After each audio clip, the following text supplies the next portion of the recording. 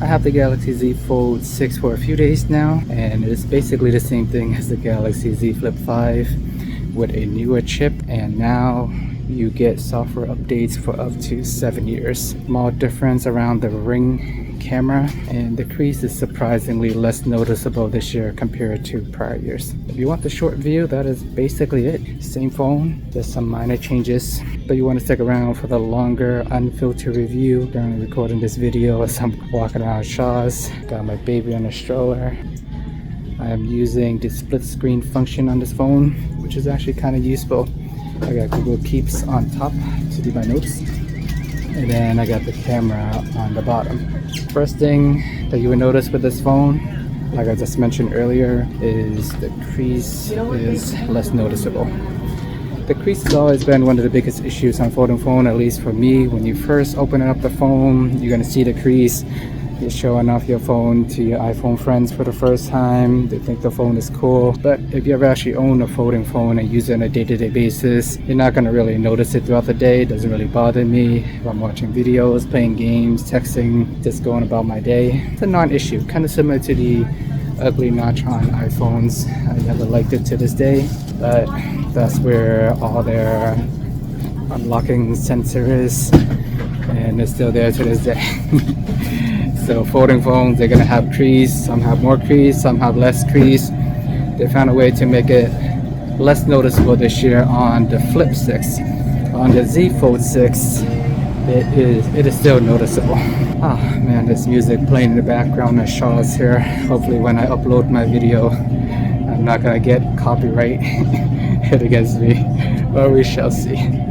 Alright, second thing that I like about having a flipping phone is the camera setup is actually somewhat unique and more useful than the Z Fold 6. You can lay it down and use the main camera to frame yourself, and you cannot do that with the Z Fold 6, because with the Z Fold 6, when you use the main camera and flip your phone around, you just look in the back of a regular phone. You see the main camera and then you see the back of the phone. There's no reflection, no camera preview. So with the Flip 6, the biggest benefits, if you're into taking selfies, if you like vlogging like I am right now, I'm actually using the selfie camera right now instead of the main camera because I want to see my notes when recording this video. So that's one of the biggest benefit of having a flipping phone. You can do that easily. But the downside is if you want to use your main camera and you see something, you walk around, see something cool, you actually have to like physically open up the phone and take a picture. That can get annoying, especially if you try and do a quick shot or something. I guess if you want, you can just do a quick launch of the camera while it's closed and then awkwardly turn your phone to the side or something like that. That's an option as well. That's just a camera setup. Basically same concept as the prior generation, but just something I wanted to point out. Third is the battery life. It's actually pretty solid on this phone. It lasts me roughly about 20 hours light to moderate usage.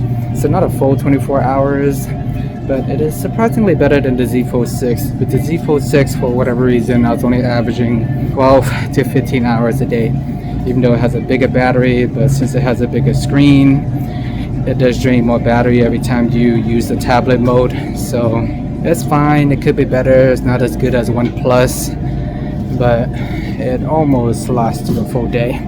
I don't mind charging my... Okay, buddy, you okay? Don't be so mad. Calm down. Anyways, I don't mind charging my phone overnight. So, battery's fine. It lasts through a full day. It doesn't give me battery anxiety, which is what I really care about. Fourth thing that is new this year, new year, new phone, new chip. Is it really that noticeable when you're using it on the... Okay, buddy, calm down. Is it really that noticeable when you're using it on a day-to-day basis?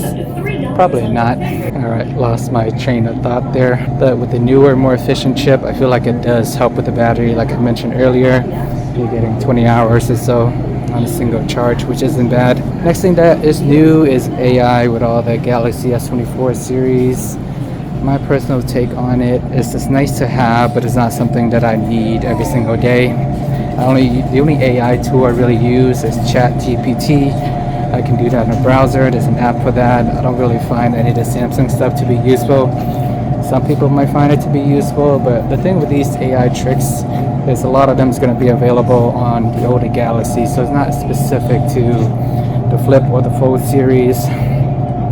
So once again, nice to have, but doesn't absolutely mean you need to upgrade to this phone to get it. You will eventually get it on your older phone if you already have any of the Galaxies in recent years. Next thing I noticed that is a little bit odd is the video chatting. Whenever I get a video call that comes in, for some reason, maybe it's through Google Hangouts or something, or not Hangout, but Google Chat, I still have to open my phone to use it. Maybe because I did not add it to my main cover screen, so that's slightly annoying. I wish I could just pick up a call while the phone is still closed. Maybe it was a one-time thing. I might have need to go into the setting and tick something on. Alright buddy, calm down. But I feel like it's one of those things that should be on by default. It shouldn't require extra effort for me to turn it on.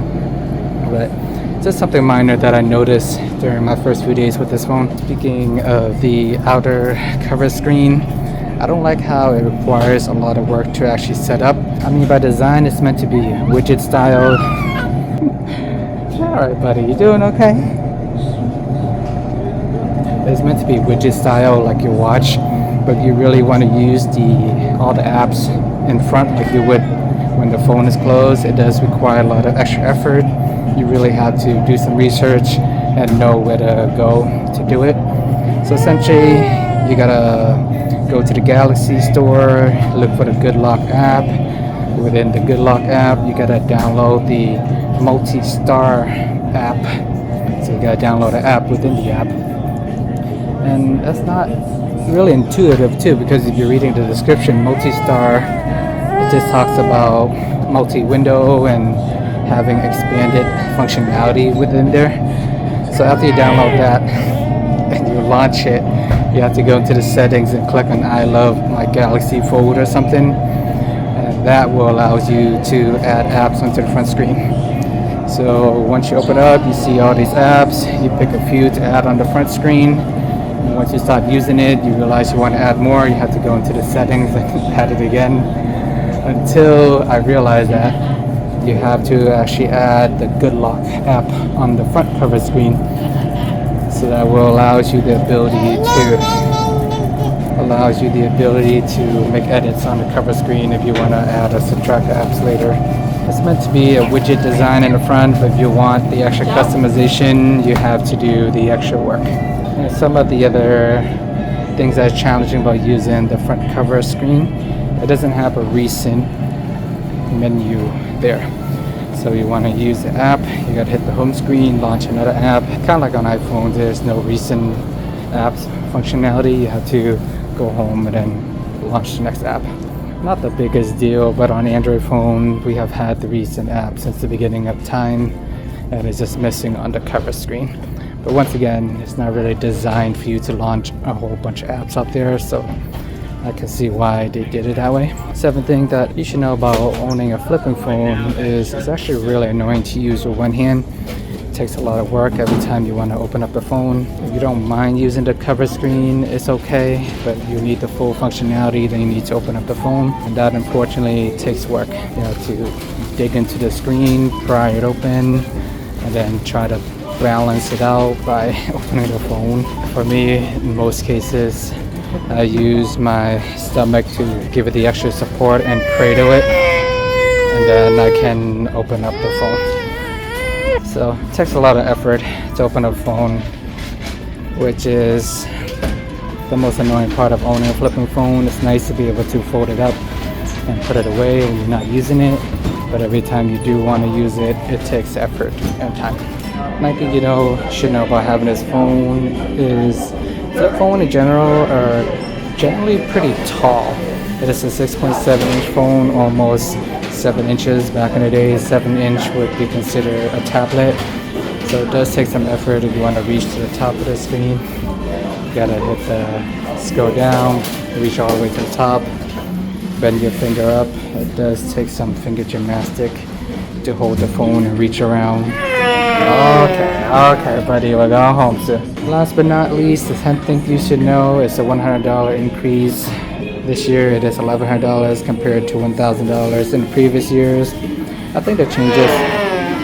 So once again, $100 increase for pretty minimal changes. I feel like there are more budget phones coming up, and instead of making the phone cheaper, Samsung made it more expensive.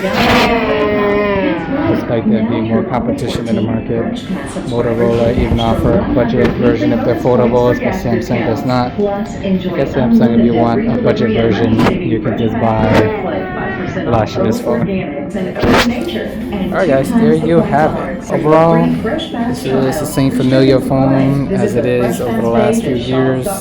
Alright, wrapping up the rest of this video from home. As you can see, the last bit of video was a challenge recording and walked around the grocery store. My baby kept on screaming, but we powered through almost all the way to the end of the video. Didn't have a chance to completely close it, but here we are. Right now I am using the front cover display as I'm recording at home. Just moving my head back and forth to see the head tracking ability and how good it is, if it even does anything. Maybe I gotta toggle on some settings, but anyways. So even using the front display is a little challenging to set up. You have to open up the phone halfway, and then you have to hit record first and then spin the phone around and start framing yourself. Kind of annoying. I wish it just let you spin the phone around and then you can just hit record on this side, because in the process of turning the phone around you might accidentally hit a button to turn it off. Luckily you do see the recording indicator, but it's just kind of an awkward experience. They should just let you record from both sides instead of just pressing one side and having to turn the phone around. But who knows, maybe it's meant to be like a camcorder style back in the days where you kind of just hold up in the air and do one of these. Open it up. Okay. I mean, yeah. Here I can preview myself vlog style using the main camera. I can record myself using it. But overall, it's a fine phone. Minor changes, $100 increases. You're getting the 7 years of software update. You get a different color around your ring on the outside. The crease is less noticeable. But that's pretty much it. If you use any of the flipping phones before, it's a familiar experience. I know last year Samsung made the cover display more usable. This year is the same display. I wish they made it full screen. I think Motorola looks better, but that's a personal preference. I don't really like the folder design here on the Galaxy Z Flip 5. But at the end of the day, it is a fine phone. Let me know if you guys agree with my assessment. Remember to like and subscribe. Let me know if there's anything else you want me to cover. I appreciate the time as always, and see you guys in the next video.